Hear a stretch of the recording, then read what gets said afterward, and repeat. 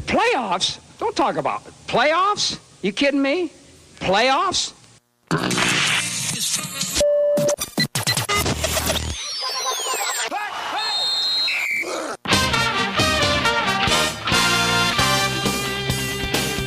Oh, we're talking playoffs.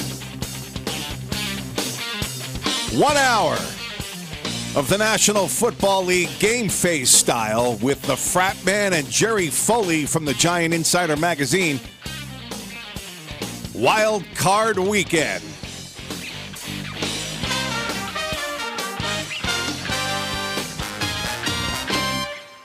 We're talking playoffs, minus the New York Giants.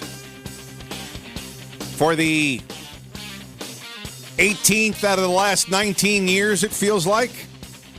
All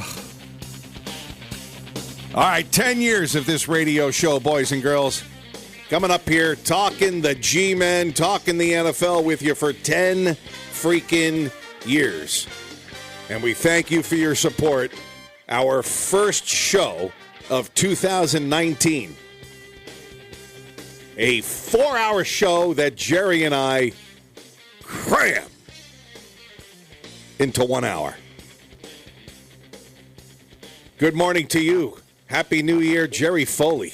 What's so good about the morning and what's so happy about the New Year, buddy? After yesterday? Oh, my God. I was saying, watching the Cowboys win in the playoffs, it's like in high school you're going to a party to meet this girl that you think you like, or they think she likes you, and you find out she's hooking up with one of your friends. Like, that's just, it was just so bad.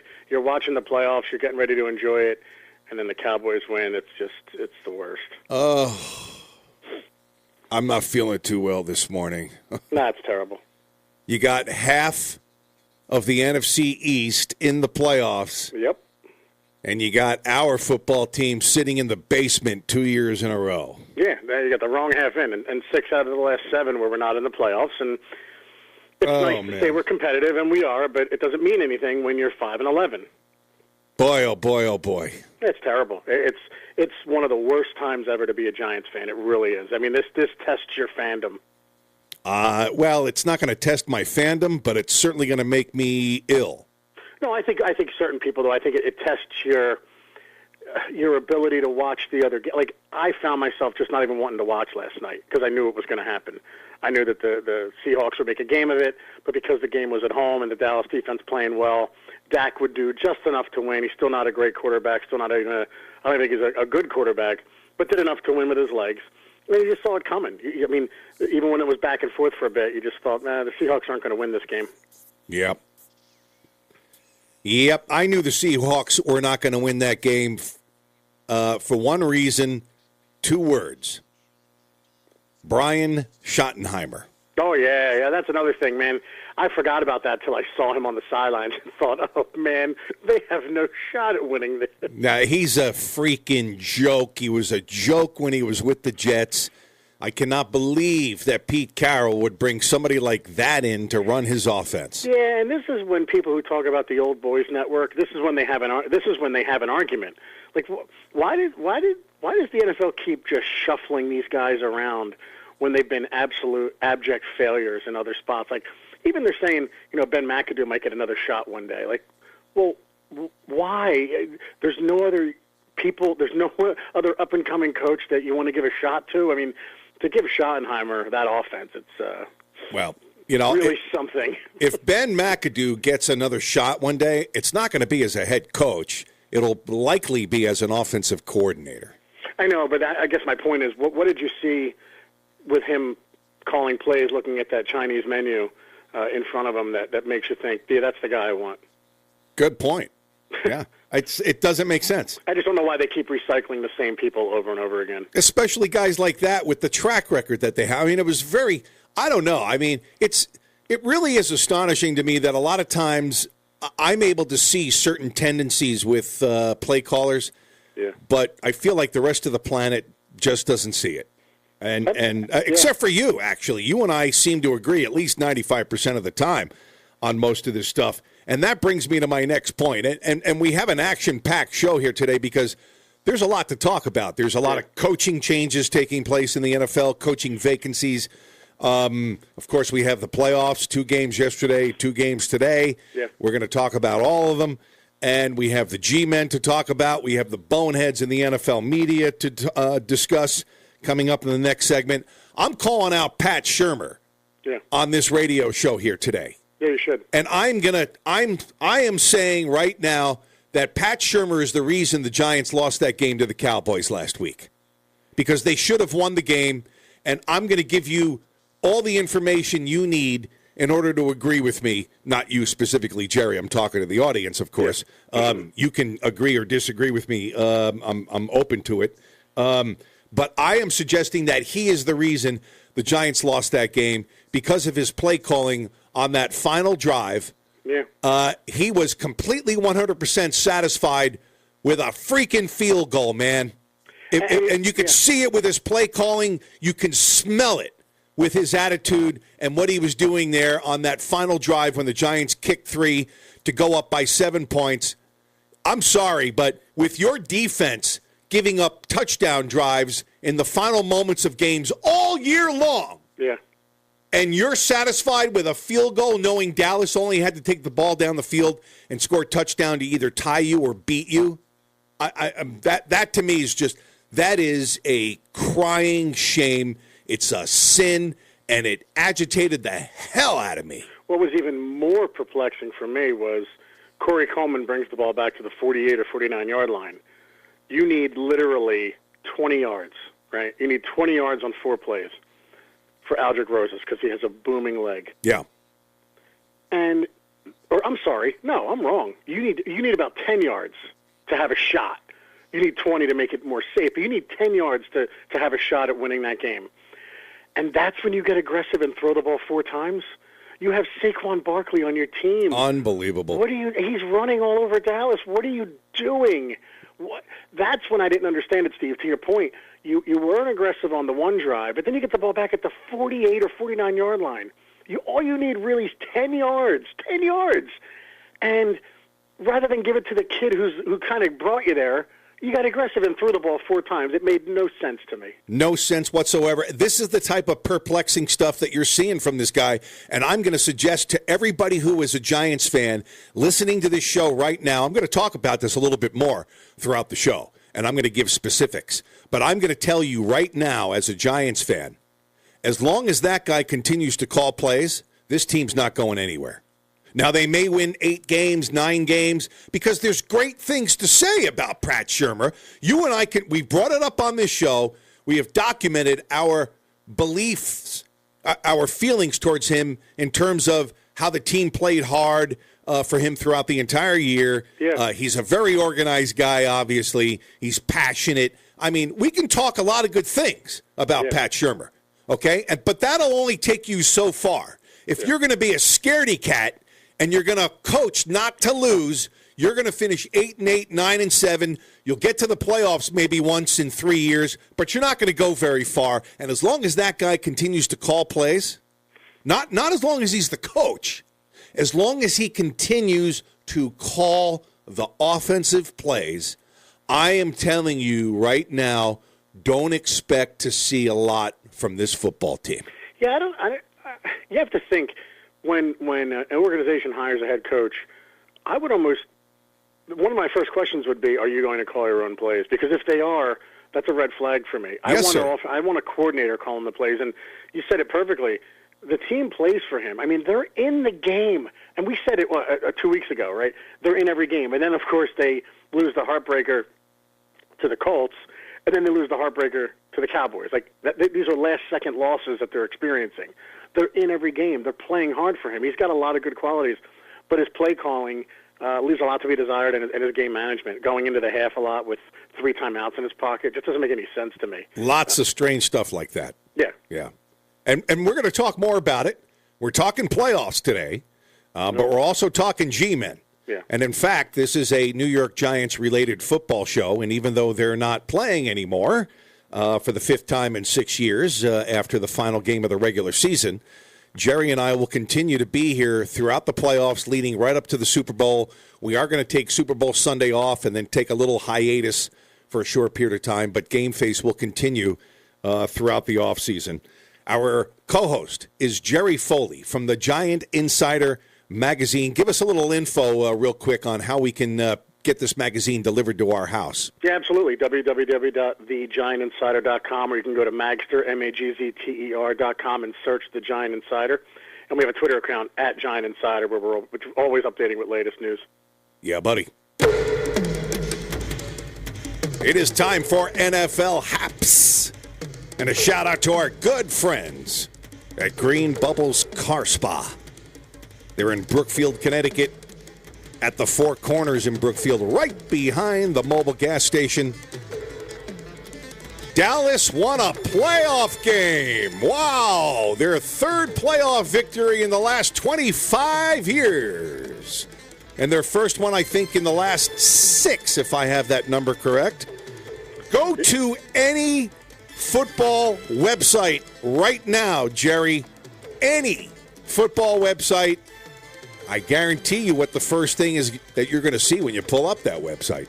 No, thank you. I haven't had breakfast yet, so... It's not going to be the Eagles. It's not going to be the Colts. It doesn't make me feel that much better. The Cowboys are splattered all over every football-related website out there. Every single one of them. It's pretty sick. It's sick, but it's not surprising, unfortunately. And it's sickening. Yes, it is. There are tons of names being floated about, as there are currently, if I have this number correct, I'm pretty sure I do, 8 teams right now without a head coach. Yep. That's a lot. Yeah, I mean, Black Monday was really Black Monday this year. Man. And the big discussion right now about vacancies is that Bruce Arians is going to come back into the NFL as a head coach and take over the Tampa Bay Buccaneers. I thought he resigned from the Cardinals job because of health issues. Yeah, it's like Parcells years ago. Everybody's always quitting because of health issues, and then they stay away from the game, and they realize that they can't do it. Like, they're just not comprised that way. They're not wired that way. They have to constantly coach, even if it kills them. I guess. Wow. So. Talk about dedication to the game, huh? Well, they want to bring in. I don't know if they're going to be done with Jameis Winston down there yet or not. And they want an offensive mind to come in. And yeah, Arians a very good quarterbacks coach too. Oh yeah, no doubt. In fact, if Jameis Winston can't make it with Arians as his head coach, then right. he's a goner. And he's one of those recycled names that deserves to be recycled. He's a very good coach.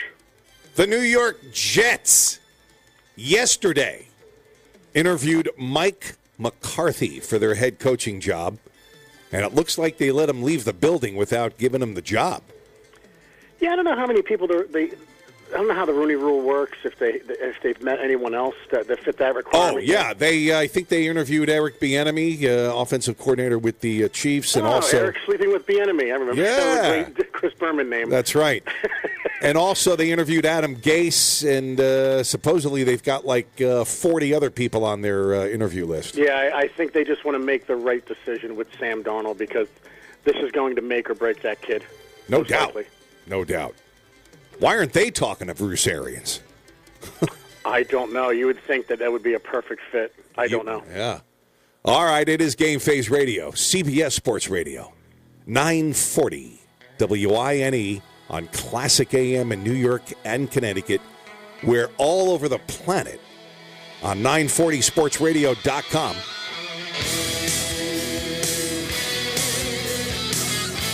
Playoffs, New York Giants, head coaching vacancies, all coming up. And up next, we're going to talk about the boneheads in the NFL media. Game Face.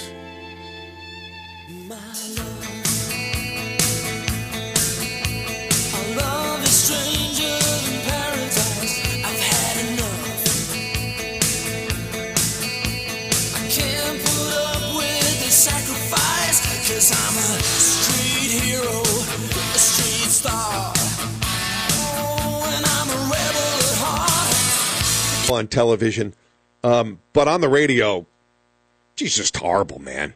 Horrible. And she says some of the stupidest things.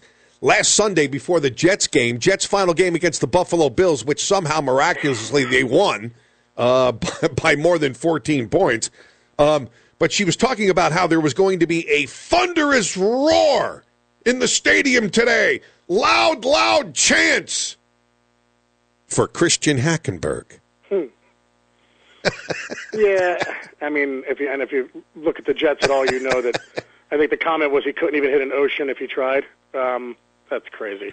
But, I mean, first of all, a thunderous roar for a quarterback that's not going to play, hasn't played, is irrelevant, and the stadium was probably only going to be half full anyway. I mean, for a quarterback who most Jet fans still don't understand why they drafted him, because they have too many quarterbacks on the roster, and like you said, probably 15,000 people in attendance overall.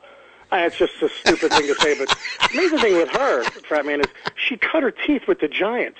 And she was pretty good on the Giant shows. Oh, she says some of the stupidest things I hear on radio, and now man. It's like, did she forget everything, or was that all an act? Oh, man, she just says some of the dumbest things you ever heard. Right. I remember a couple weeks ago when the Lions were coming into town to play the Giants. You and I talked about this. And she said she was very concerned about the Giants. She said she was scared because some of the Detroit Lions players bought like 200 tickets for friends and family, and they were all going to be there at the game. So now she was nervous and scared for the Giants. Yeah, maybe between that and the thunderous roar, maybe crowd noise is a concern for her. I don't know. Maybe she just kind of harps on that. I have no idea. I'm not inside her head, unfortunately, but it sounds that way. So Chan Gailey, the offensive coordinator for the New York Jets, retired this week. I tell you, man, I don't know. There really is a lot of things that I sound egotistical when I say this, but I don't mean to be. I really don't. But I see so many things that 99% of the people who cover football in the number one media market in the world just can't see. They don't see it, man. And this is regular. It's ongoing. And when the Jets when Bowles got hired a couple of years ago and he brought Chan Gailey in to run the offense, I told everybody, big mistake. What the hell is he doing hiring Chan Gailey? But the media in New York loved it. They just loved it to death. And then, of course, this year, at the beginning of the year, when the Jets were a whopping 1-1, there were articles being printed in the Post and the New York Daily News about how this offense was going to be special and could even be super. Yeah, I mean, is there a bigger retread than someone like Chan Gailey? I don't know why anyone thought that would work. And again, you're right. The euphoria around his hire was, wow, this offense can be spectacular with him. But it's funny. I don't know if you saw it. The Jets asked permission of the Philadelphia Eagles to interview their quarterback coach, and the Eagles said no. Yeah. Which, I don't know. I don't remember the last time I saw that. For a team that's not in the playoffs, I've never heard of that before. I mean, if I'm the quarterback coach of the Eagles, I'm pretty aggravated unless they're giving me a huge raise. Well, what do you want to talk to him for anyway? Yeah, exactly. I mean, maybe they're impressed with the job he's done with Wentz, but still, I mean, if you're him, you got to be thinking. That's 1 year. Yeah, do I get a raise now? Wow, okay. Maybe they said no because they just thought the request was totally off the wall stupid. Yeah, it's odd, though. The whole thing is odd. Ugh. Asking for the permission, asking for someone like that, and then them Eagles saying no. It just cracks me up. So on the NFL Network this week, Mr. Foley, the question was, which number one seed has the biggest chance of going down? Before the Super Bowl, of course. Right. And they picked the Patriots. That's crazy. Do you believe? This is the kind of stuff that you're getting from this network regularly. I mean, it's just stupid. If I didn't have to tune into them to monitor them for this show, I wouldn't even watch, man. It's hard to watch. You have a top three coach, a top three quarterback of all time. That you look at the rest of the field in the AFC, especially with Derek Carr hurt, the Raiders were done after that. And the rest of the teams there, who scares the Patriots? I mean, Dallas could lose to any of the teams left. Well, also on the NFL Network this week, in big headlines, can anyone stop the Cowboys? I mean, again, Yes, they were stopped, specifically, guys, they were stopped twice this year by the same team, and they're in the playoffs. So I'll answer the question. Yes, they can be stopped. But they're such a powerhouse, and we love them so much, and we get paid by Jerry Jones to prop them up and make them look like the best team in the National Football League every single year, no matter how horrible they finished the year before.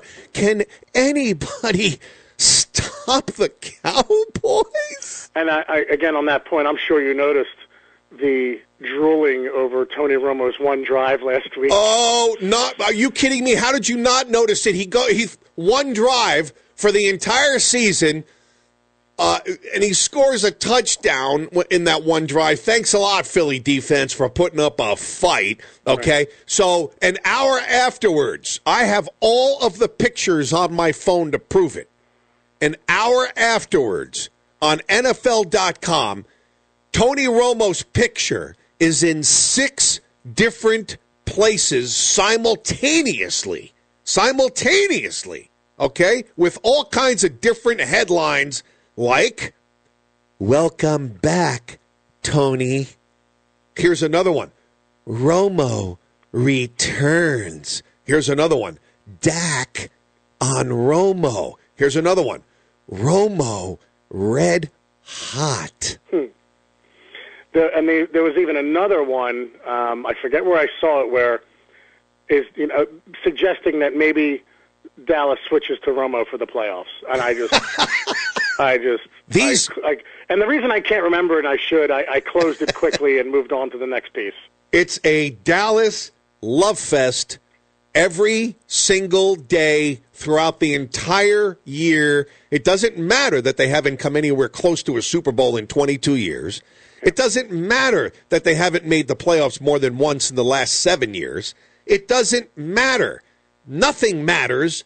It doesn't matter if they finished 6-10 the year before. During the preseason, they're predicting them to go to the Super Bowl. It's a media love fest. Now, all of this Tony Romo stuff all over NFL.com at the same time, just because of one drive against a team that finished what? What did the Eagles finish this year? 6-10? I think 7-9 they ended up. Okay, 7-9. And these are grown men who are doing this. What the hell do their wives think of their infatuation with a quarterback that's never won anything is what I'd like to know. And even though they were 7-9, they have the worst cornerbacks perhaps in the NFL. I mean, it was the perfect storm for him to come in and drive down the field. These dweebs don't even realize that they make themselves look like they want to go to the prom with the guy, man. They really don't. It's insane. It's embarrassing. And, the worst thing was for him to come in and actually have like you said, thanks a lot, Eagles, for putting up a fight. Because then you had to hear all the hyperbole about him. Where's he going to go next year? That team's going to get a winner, blah, blah, blah. Should he be starting? He's so wonderful. And now we all have to put up with it, unfortunately. Oh, Jerry Foley from the Giant Insider on GameFaceRadio as we're doing Bonehead Football Media Matters. MSN.com. I go to the sports section there probably a couple of times a week. I went there yesterday. 2 pictures of Tony Romo's face. 2! All of this for a quarterback that doesn't play, hasn't finished a season in 5 years, is under 500 in December and January, and has 2 playoff victories in a 13-year career. Thank you very much. Yeah, and I think the last time we saw him in the playoffs, they lost to the Packers, and it's so funny, man. He's been around forever. Like you said, really accomplishing next to nothing in the postseason. I don't get it either, and I don't know. Oh, I get it. I get it. I think they need therapy for him to succeed, and it's just very bizarre. They need therapy, really, is what it boils down to. Yeah, they should talk to their wives. Totally. Yeah, maybe their wives will slap them back into men. Unbelievable. Just sickening. Mike Frattman, WFAN in New York. Here's one thing he did mention on his show on Thursday, that Cowboys fans will not be happy this coming week because the winner of the Green Bay Giants game will be favored when they go into Dallas to play the Cowboys. Because the winner of that game, obviously after the Lions lost yesterday, now it's confirmed that whoever wins the Green Bay Giants game is going into Dallas. Mike assumed that the other day, which is fine because the odds were in his favor. But he was saying that Cowboys fans won't be happy because the Packers or the Giants, either one of them, are going to be favored. This guy, see, that's the thing is most of the football media doesn't even realize how much the football media, their brethren, are madly in love with the Dallas Cowboys. And there's no way that if the Giants win today, if they're going to Dallas next week, not only are 96.3% of everybody who covers football is going to be picking the Cowboys, but the Cowboys are going to be favored in the spread as well. So Francesa doesn't know what the hell he's talking about. Yeah, that's insane. I mean, you're going to get the home. Like, I'm not a gambler, but I know the basics. You're going to get the home team spread of +3 or -3, whatever. They're going to have 3 points there. Plus, they're going to look at the records and just the Cowboys would be probably a 4-point favorite if they played either one of those teams. That's ridiculous. I don't know what he's trying to. What I don't know where he's going with that, but there is absolutely no way Vegas would have the Giants or Packers favored going into that game. Well, the Packers. I bet you a lot of people who cover football will be picking the Packers if they beat the Giants today. A lot of people will pick the Packers to win the game. Yeah, I'm talking from a spread standpoint, though. There's no way. Right, but there's no way any of those guys that would pick the Packers if they win against the Cowboys, there's no way 95% of them are going to be picking the Cowboys if the Giants win today. Oh, yeah, absolutely. No doubt about it. We saw it in 2007, too. There's a clip of all the pregame shows picking against the Giants the whole way through. And it'll continue this year, too. So, delusional Cowboys fans, I heard a lot of them calling into Francesa during the week, and they have the audacity or the cluelessness to call in and say that they're being disrespected. Nobody's really talking about our Dallas Cowboys. These guys have been suckered into being Cowboys fans by non-substantial hype over the years towards this football team by the media. They've been brainwashed, okay?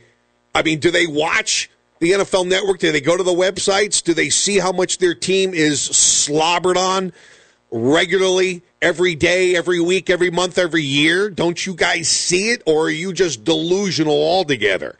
I just think it's funny because they're on a bye, obviously, this week, so the talk has been about the Jets crumbling even more than the Giants in the playoffs, and we didn't talk about that, but the New York media this week covered the Jets crumble more than the Giants of advancing course. in the playoffs. Of course. But I think just because they're having withdrawal because the Cowboys aren't playing, so they're throwing a tantrum. But real quick, nothing cracks me up more than a New Yorker with a thick Queens, Bronx, Brooklyn accent calling up the fan and talking about their Cowboys, and I'm thinking, wow, you have a really weird accent for someone born in Texas. Yeah, exactly.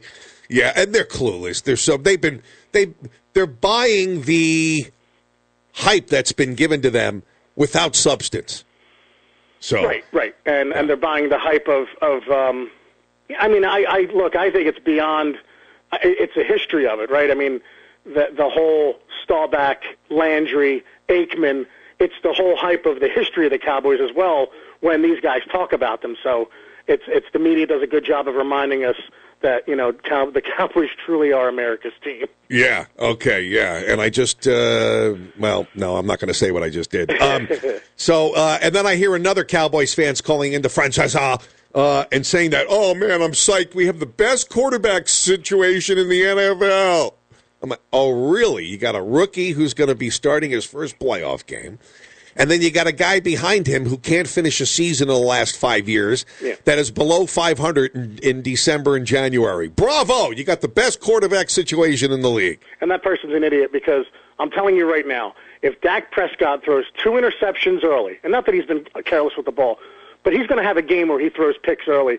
If he throws 2 in the first half, Jerry Jones will be clamoring in the second half to put Romo in.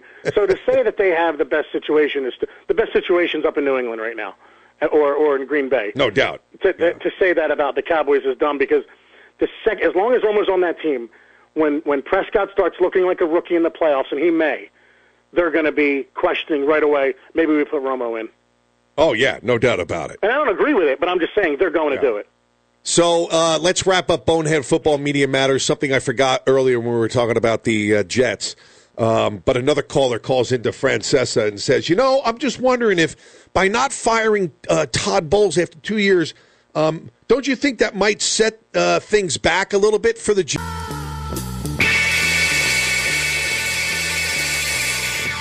Oh, Zeppelin from the first album, man. How many more times? Oh, yeah. How many more times? Treat me the way you want to do.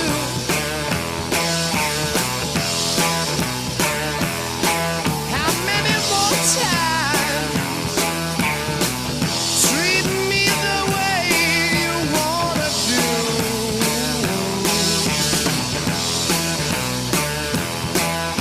When I give you all my love, please, please be true. Hi, this is Elliot from Jordan's. Thanks is a word we hear so much that sometimes we might not even notice. So I'll say it now. Thanks. There's a program called Coats for Kids that distributes winter coats to needy children, teens, adults, and even babies. So look in your closet for a gently used winter coat. Bring it to any Jordan's Furniture location. The coats will be cleaned by Anton's Cleaners free of charge. You'll help someone keep warm this winter. Sponsored by Jordan's Furniture, Anton's Cleaners, and Enterprise Bank. This week, you'll find great deals at Walgreens. Now with card, buy one, get one free on hundreds of vitamins and supplements through February 23rd. Save on great brands such as Move Free, Mega Red, and more. And 12-pack Coca-Cola or Pepsi products, 3 for $10 or $5.99 each with card, limit 3. Get great deals on the essentials you need right here at your neighborhood Walgreens. Walgreens, trusted since 1901. Of equal or lesser value, restrictions and exclusions apply. See store for details. You game-faced dudes are mean and cruel, just like the sport of football. Except you keep going, year-round. On Sports Radio 940 WYNE. We are honored to have you on the show, Mr. Saragusa. We are big fans. Listen, I'm hoping to boost the ratings, baby. You know what I'm saying? I know what you're saying. GameFaceRadio. CBS Sports Radio. Sunday mornings, 9 o'clock Eastern for 1 hour. The Frattman with Jerry Foley from the Giant Insider Magazine. Big time thanks for joining us, boys and girls. We are talking G-Men. We're talking playoffs. Lots to talk about here, too, man. Let's see if we can fit it all in, Jerry. Okay. So let's continue this conversation here. And I'm normally... I don't have too many good things to say about this guy because he writes some of the most clueless stuff in the New York Post. But this time I saw a piece from George Willis the other day. Good stuff, George. Talking about Shermer and his play calling towards the end of the game. And the fact that, and to your point earlier, the fact that he did not utilize Saquon Barkley at a time when he should have. Here's the final paragraph of this piece. Yep. Sunday's game was simply a microcosm of the 2018 season. Manning wasn't good enough when it counted. The defense wasn't good enough when it counted. And Barkley, despite his record-setting day, wasn't given a chance to save the Giants. That is not the right path. Yeah. That's how George Willis concluded this piece here. He's 100% right. Yes, sir. 1,000% right. That kid got over 2,000 yards from scrimmage behind an offensive line that was not functional till about week 8 or 9 and still had serious flaws on the right-hand side. He was second in the league in rushing, averaged over 5 yards a carry, didn't fumble once, and had 91 receptions. And at the pivotal point of that game, he doesn't get the ball once in 4 plays. That's insane. And check this out. Also from the New York Post. Let's see. I'm looking for the time. It looks like there was... Okay, it looks like the drive took 2 minutes and 35 seconds. Rosas kicked a field goal at the end of the game there to put the Giants up by 7. And I'm sitting there with about 7, 8 people, and I'm screaming and hollering at Shermer's safe, close to the vest, scaredy cat, coaching not to lose, play calling. He ran the ball on first down. He ran the ball on second down. He freaking ran the ball on third down, announcing to the world that he was satisfied and perhaps even gleeful with 3 points right there, knowing full well that Betcher's defense has been stinking up the joint all year long and allowing the opposing team to take the ball down the field and win the game against that Giants defense, just like the Colts did, by the way, the week prior, okay? And it's your final game of the year. You got nothing much to play for, and here you are coaching scared and settling for 3 points. Here's the stats. This was a 38-yard field goal by Rosas. The drive took 4 plays and netted -2 yards. Yeah. What I don't want to get lost in this is what you said, that the defense is absolutely atrocious. And all that being said, they still could have won the game, right? You have the worst defense in the league. You have a defense that's probably going to have 4 to 7 new starters, and I don't think I'm overstating that. You could have as many as 7 new starters on defense next year, whether they're rookies or free agents. You'll probably have around 4 or 5. And despite the fact that you have the worst safety in the NFL in Curtis Riley, a guy who makes C.C. Brown look like Emlyn Tunnell. Was that one of the worst attempts? It wasn't an attempt. Yeah, you're right. It wasn't even an attempt. He stripped off his uniform like in disgrace, like you're Yes. out of here, Yes. leave the stadium. Yes. You don't deserve to wear the uniform. But despite all that, they still could have won. Right.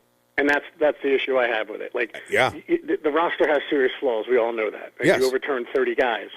But play calling is where you can win or lose games, and he was too aggressive on the last drive and wasn't aggressive enough on the drive before.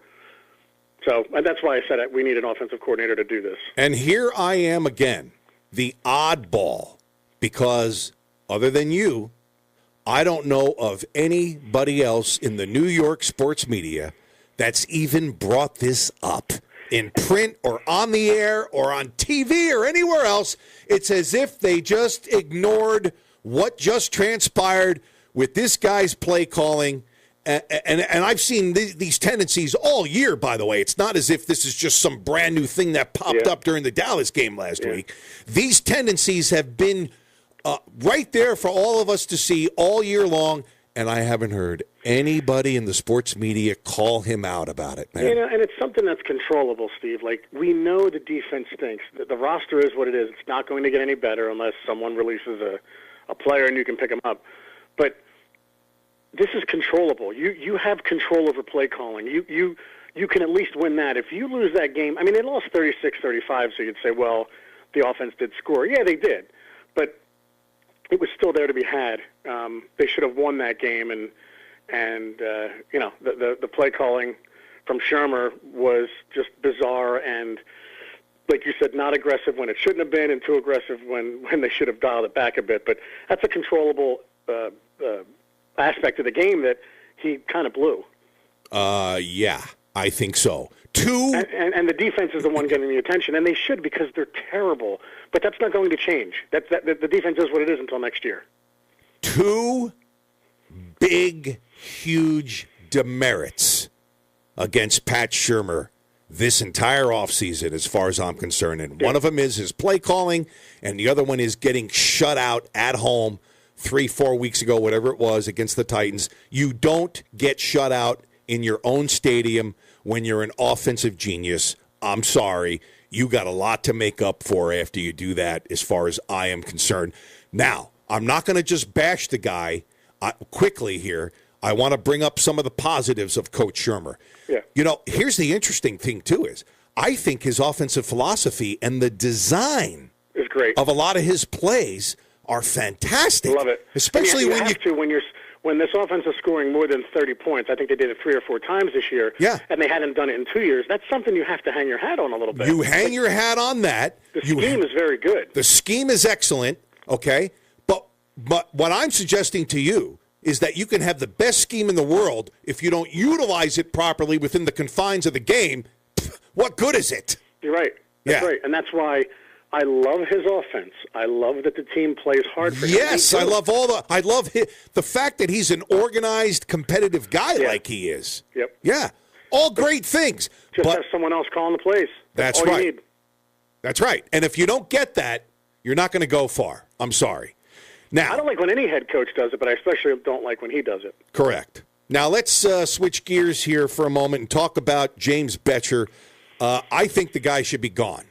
And you know what I hear from a lot of Giants fans? Again, I find myself out on an island, sitting over here all by myself. Jerry Foley comes over and visits me occasionally. Well, actually, Jerry Foley visits me a lot on this island because we think alike with mostly everything. But for the most part, like it's been all my life, I'm out on an island over here all by myself, okay? And I hear Giants fans and I hear the media saying, well, you know, there's just no players on that defense. Bull dinky. That scheme stinks. Yeah. And they gave up a 3rd and long to Dallas twice. Yeah. And it's been horrible all year long. Now, I ask you, as a comparison, I want you to look at Frank Reich and the Indianapolis Colts. First-year coach, a defense that stunk up the joint for the last couple of years, a defense that was very light, not physical. Look at how they're playing with the new scheme. Yeah. What I don't understand with this defense is your secondary is terrible. You don't have a pass rush because no one can get to the quarterback on their own. For me, Steve, that's all the more reason to blitz. Because if you're going to leave these corners, look at the play to Beasley. That was a long play. I don't know if it took 8 seconds to transpire.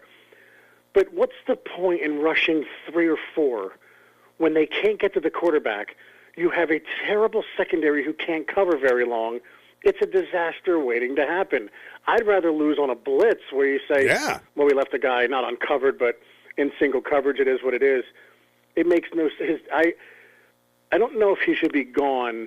I'd like to see what he can do with a little more talent on that defense. Okay, I'm going to tell you. I'm going to tell you right now, the New York Giants are not going anywhere with that guy as their defensive coordinator. If they did get rid of him, I don't think I would bat an eye.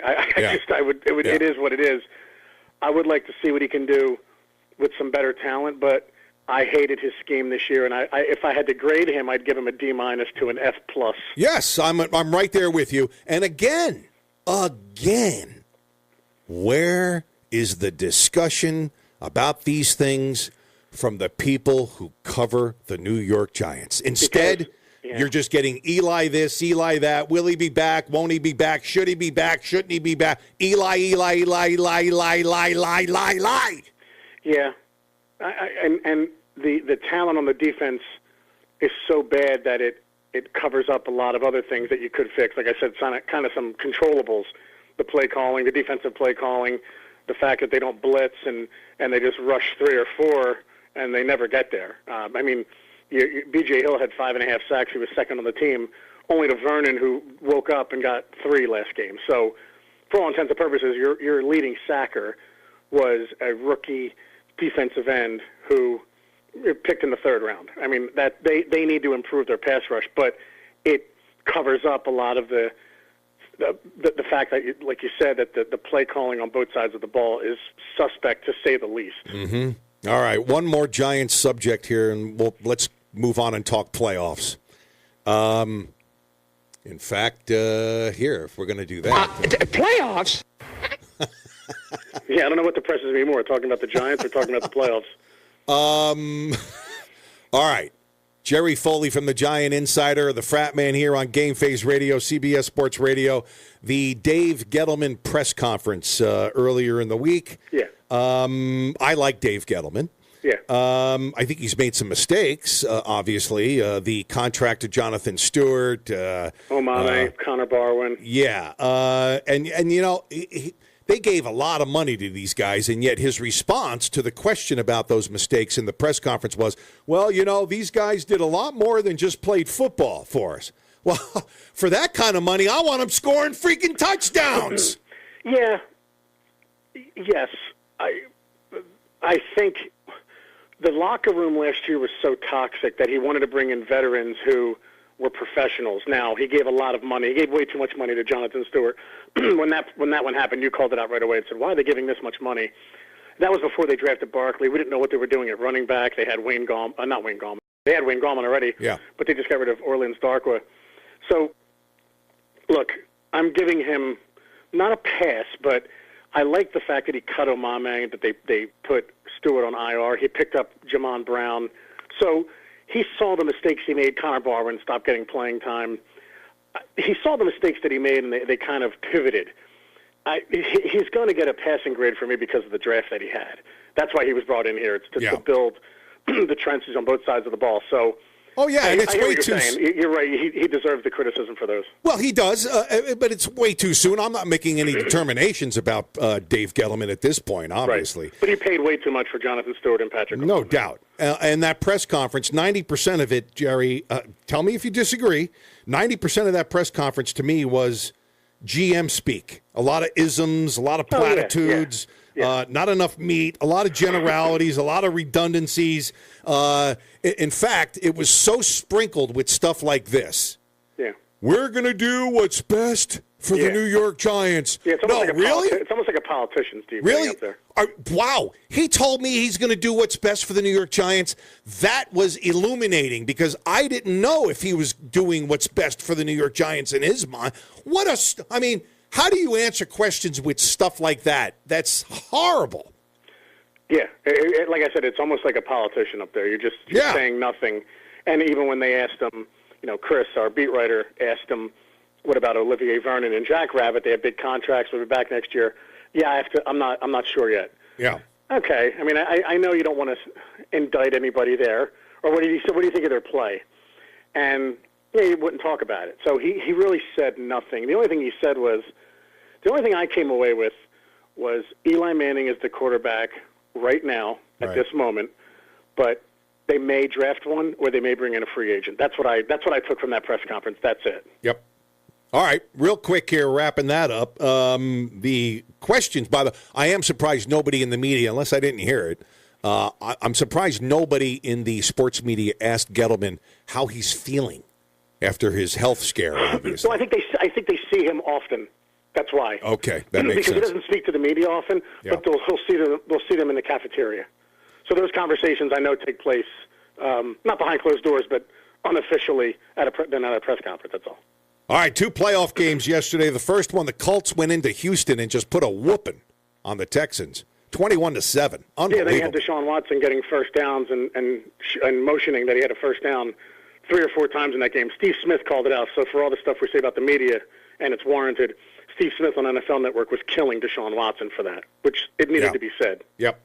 And then, of course, Dallas beating the Seahawks last night. Sick to my stomach. Yeah. Sickening. 2 games today. 1 o'clock, the Chargers at the Baltimore Ravens. That is going to be one heck of a football game. It's going to be an interesting one. I'm going to go with the Chargers in this one. I think. So am I. Yeah. If they bottle up Lamar Jackson and his running, I think that magic kind of wears off today. I think this could be way too much. This could be like a triple overtime game here. Yeah, it could be. And I think the Chargers get it done. And then at 4:40, the Philadelphia Eagles at the Chicago Bears. But they are who we thought they were. I think the Bears win this game. It is really horrible for both the Eagles and the Cowboys to be in the playoffs right now. I can't think of it. And the Giants finishing in the cellar of the NFC East. I can't think of anything worse than that, man. That's bad stuff. I love the Bears' defense, but I like the Eagles in this. I just think Nick Foles is, I don't know, he's got magic with that team or something, man. I think he's going to come through again for them. Not playing this weekend are the New Orleans Saints, the Rams, the Patriots, and the Kansas City Chiefs. The Colts winning that game means that they go to Kansas City now.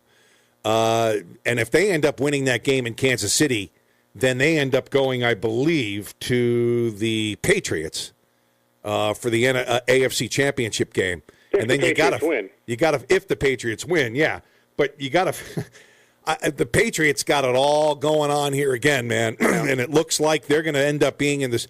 I'm guessing the Patriots are in the Super Bowl again. I'm going to go Chiefs Saints. The Chiefs and Andy Reid scare me in the playoffs. They do, but they're home.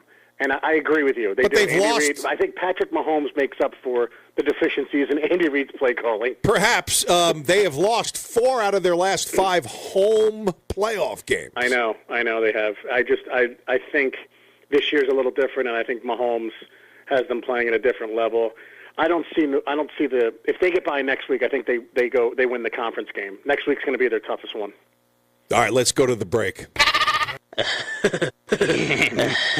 tell you this, in any fight, it's the guy who's willing to die who's going to win that inch. And that's what the playoffs are all about. Jerry Foley from the Giant Insider and the Frattman. GameFaceRadio, Sunday mornings, 9 o'clock Eastern. Quick break. We're going to come back and wrap up the show with more playoffs. The average smoker tries to quit up to 30 times, and many are looking for an alternative. Juul was designed by smokers, for smokers, to be a satisfying alternative to cigarettes. Juul is a vapor product that contains nicotine for a satisfying transition. If you're one of the 34 million adults who smoke, know that there is an alternative to cigarettes. Make the switch at Juul.com. That's JUUL.com. Warning.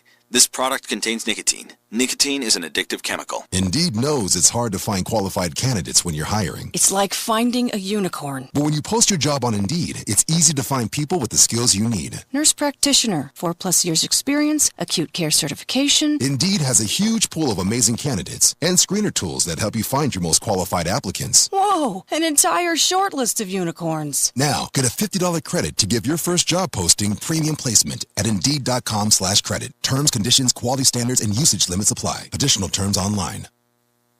We dare you to find a weekly all-NFL talk show on the radio on another station. Double dare you. Back to the football field with the Frattman and Jerry Foley on GameFaceRadio. What do you do for a living? I lift things up and put them down. All right, let's wrap up this show here in a couple of minutes. We'll be back, of course, next Sunday, 9 o'clock Eastern. Thank you for joining us. And by the way, you can download the WINE 940 Sports Radio app for your phone and listen to us anywhere you like. And we have a Facebook page, facebook.com/GameFaceRadio. Would be cool if you can go up there and give us a like. All right, Jerry, let's talk a little bit more playoffs here, shall we? Yep. It's unfair to do comparisons, especially after just 1 year. But when you look at what the Colts are doing under Frank Reich on both sides of the ball, wow. You're not hearing anybody. They had an absolutely incredible draft, too. Yeah, they did. Good point. And drafting that offensive lineman. Quentin Nelson was such an easy pick. Yeah. The best offensive lineman in the draft. Yeah, and how do you not take a guy like that to protect Andrew Luck, especially after coming off of the health issues? I mean, that was one where need and value really came together. And then they got Darius Leonard in the second round, the linebacker, who's insane. Yes, but it is so.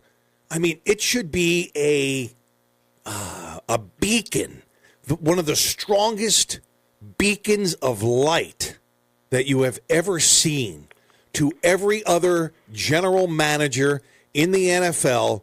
Look what happens when you solidify the trenches. Oh, that's 100% right. Yeah. You don't draft skill positions until you have the trenches covered. Yeah. Yeah. It's amazing to me that it's not blatantly obvious to people like Jerry Reese and others. It's just unbelievable. So the Colts are headed to Kansas City to play the Chiefs in Kansas City next week. Has it been determined yet? I'm asking you on the spot here. Has it been determined yet who the Cowboys will be playing next? Or does we have to wait and see the rest of these games this weekend to figure that out? No, we have to wait because the Eagles were the last seed to win. Can you imagine? To get in. So if they win today, then they will play, I believe, the Saints, and then the Cowboys would play the Rams. If the Bears win, it flips. The Cowboys would play the Saints. Okay. Proclamation right now. if you have an Eagles-Cowboys NFC Championship game, it'll be the first NFC Championship game I don't watch in probably 40 years. Yeah. Not going to bother.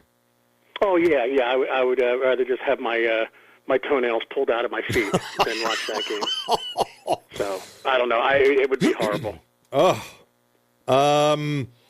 And I am concerned about even if the Cowboys have to go to the Saints, I'm concerned about New Orleans in that game, man. I really am, for a lot of reasons. Yeah, I don't see them winning. I see the bandwagon Dallas fans showing up everywhere, but I'm telling you, Steve, Dak Prescott is going to keep them from doing anything. Oh, I so hope you are right. I've never felt better about anything with regard to teams that I hate. I worry more about the Eagles.